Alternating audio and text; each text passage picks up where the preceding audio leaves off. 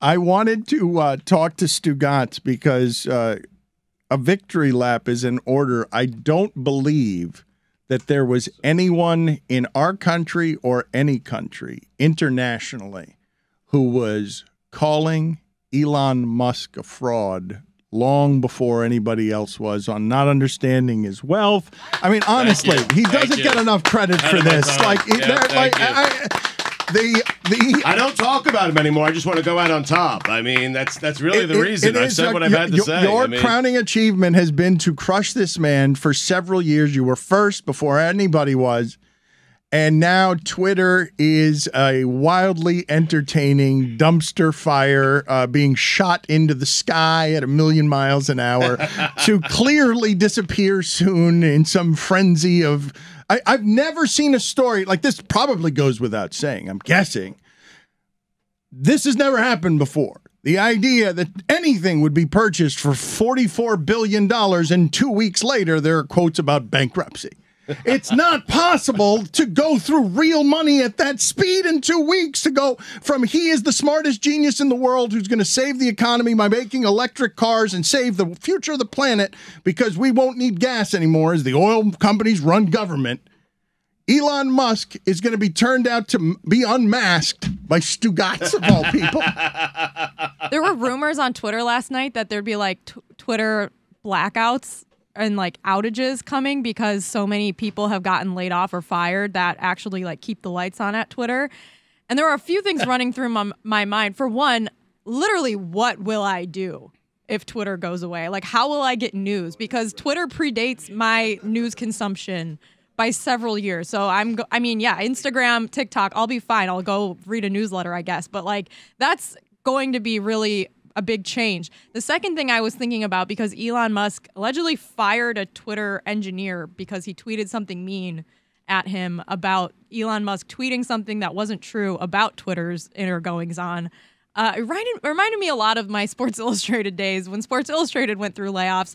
And there were several months where I didn't know if I was laid off or not because the company sent emails to everyone telling them it was like a Wednesday night. And they were like, all right, tomorrow, half of you are going to go to a meeting at 11 and half of you are going to go to a meeting at noon. And basically everyone pieced together which meeting was going to be the layoff meeting and which meeting was going to be like the, all right, you guys are safe meeting. I never got an email. Wow. Never, to this You're like day. Milton in Office Space. Never got an email. Employed by SI? No. Do you have a stapler? It was crazy because they bought SI. This one company, ABG, bought SI, and then they like licensed out the operations to Maven, who did the laying off while we were still working at Meredith, which is like a big magazine company. And I was technically a permalancer, which is like a freelancer who they're not going to give benefits to, but they're going to pay a full salary to, which is a great little thing that companies do when they're just like, hey, we're going to pay you to work, but you don't get health care. So they didn't email any of those people to tell them if they were laid off or not. And this whole thing is just giving me like severe PTSD flashbacks. Did you ever find out which group was the group that got fired? It had to be the second group, right? No, the first group. Really? Yeah.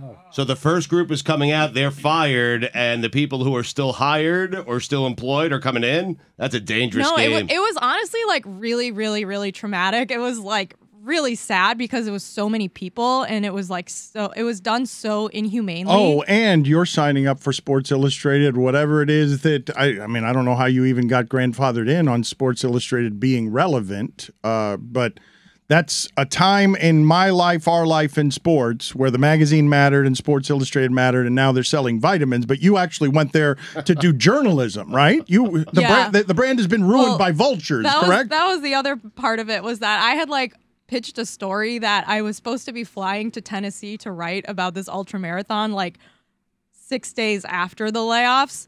And the entire time I was like, so am I going to Tennessee? Am I doing the story? Do I work here? Am I getting paid? I don't really know what to do. And there were like 20 of us in the same boat that were all like permalancers. And we were like, do we still work here? Well, like, what are we doing? The reports are on Twitter that a lot of people are leaving. And I guess none of us knew how many people it took to run Twitter, or why they're running at a deficit, or why it's a bad business, why it's stupid at anywhere near $44 billion to spend on that. Do you guys know this, by the way? If you use two-factor authentication to log into Twitter, that's when you log in, you put in your password, and it says, well, we're going to send you a code text you a code, and then put the code in, and now you're in. Do not log out of Twitter now because the service that does that is down. So there are people who have two-factor authentication who can't get into their Twitter accounts anymore because basically that part of Twitter ain't working because I don't know who quit or whatever. It's insane. The Elon Musk retweeted or quote tweeted a tweet from a guy who quit. And he was like, "Oh yeah, that's our chief of security or whatever." And the guy was like, "Yeah, I don't work here anymore." Well, walk me through here as what Jessica is saying. You've become addicted. I don't mean Jessica. I mean people. No, Jessica too.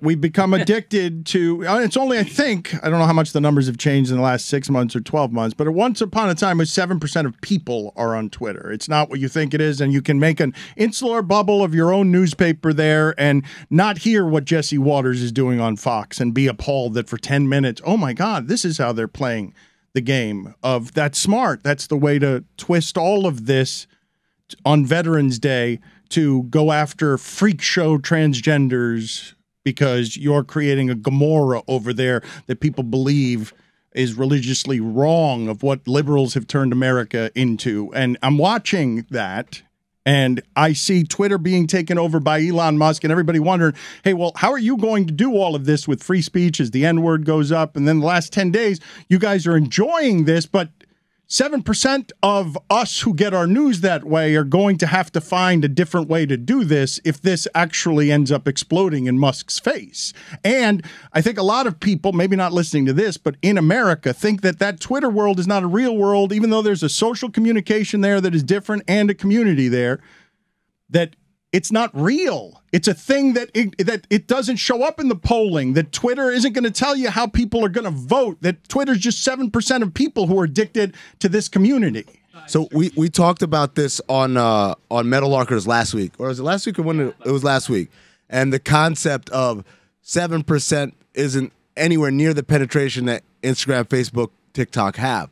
But the important thing is all the people who are charged with giving you your news are on this app, and they all believe it to be incredibly important, and oftentimes that what we are consuming, even if you say I don't get my news from Twitter, I get my news from watching TV or whatever, or reading Who was that? or paper. It's just a guy that don't get his stuff from Twitter, right? Southern man. But who is, are you sure is he Southern? I don't know who that I don't know guy where is he's from. I don't know. Well, I don't know why it sounded From like Chicago, but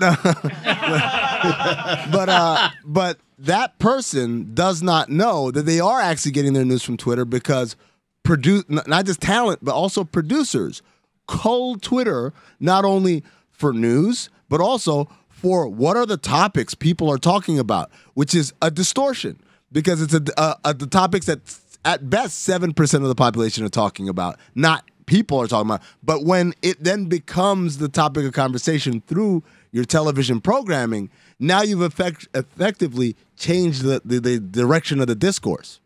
I'm fascinated to see what happens to like the Twitter newsbreaker industry now. I mean, in sports, we obviously have Woj and Shams, and I don't know if they just are now going to be, if Twitter does have like an outage and goes away, like, are they going to just be writing those stories to their websites and then we find it via like push notification? Like, I legitimately can't fathom the like lack of a Twitter bomb. With, I'm going to sound old here, but why can't you do this on Snapchat or Instagram? Like, why can't they just take it over there? Stugotz, if you created your whole identity about, I'm the guy who's first on this app. Right. And then that app isn't there anymore. Ooh, yeah, that kind of takes a little ego hit there. Like, but I'm just a regular man then.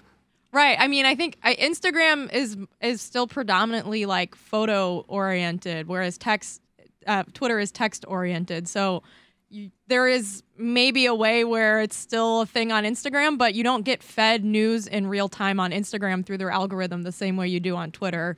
Most people are using Instagram because they're watching Instagram stories now, which you get from 22 hours ago or 1 hour ago, depending on how much you engage with that profile. It's just a different algorithm, and it's based off of photos. And, you know, Woj isn't taking a selfie and being like, Ime Udoka was suspended from the Celtics. He's got the breaking news picture. He does, and they post that on Instagram, but fewer people see that as quickly as they can on Twitter, which is a more like immediate real-time news breaking source, I think. Twitter is the only platform that prioritizes immediacy, right? All of the others are algorithm based, and they don't care if you saw something from 2 days ago or from an Instagram reel from 6 months ago. As long as you engage with the thing, they're trying to tailor that experience to you. I do think, I mean, there is already a competitor. It's called Mastodon. I don't know if anybody has tried it or it'll ever have that sort of critical mass, but something will eventually replace or offer a genuine alternative to Twitter.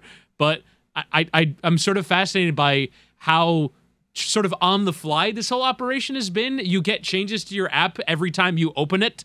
And I read there was somebody on Twitter who posted that there was somebody who is actively working on the code to Twitter as people are using it, which it was described as like if someone was working on your motor oil as you were driving it. And it's just so insane, the number of changes that happen. It's just Elon Musk being fly by night, hour to hour. How about we try this? Let's do it. And then it doesn't work. Okay, that didn't work. Let's try this. I'm telling you, I have experienced this at my workplace. And this is what happens when a company comes in with the not understanding an industry or how a product works or why people like a certain thing, but they want to buy the brand name and they want to cash out on it. And they come in with all these ideas, but with zero institutional knowledge of how anything at this place actually works and how it runs. And then they fire all the people that do because they think they're the smartest people in the room. I've experienced this. It's crazy. You're dealing with people's jobs, their livelihoods, their health care in a lot of cases. There's reports that there have been people laid off or fired that are relying on visas, that are relying on health care for life-saving health operations. This is like very bleakly American that's even a consideration when you're getting laid off or fired from a job because there's a new management change. But that's the reality of it. So like it's a little bit like, all right, yeah, I'm sure people are listening. They're like, I don't really give a shit what's happening on Twitter. But it is a major story right now because the world's richest person bought this thing, probably paid more than he should have or than it was worth. And now this thing maybe will not even exist by the end of the year. We don't really know because all of these changes are happening on the fly.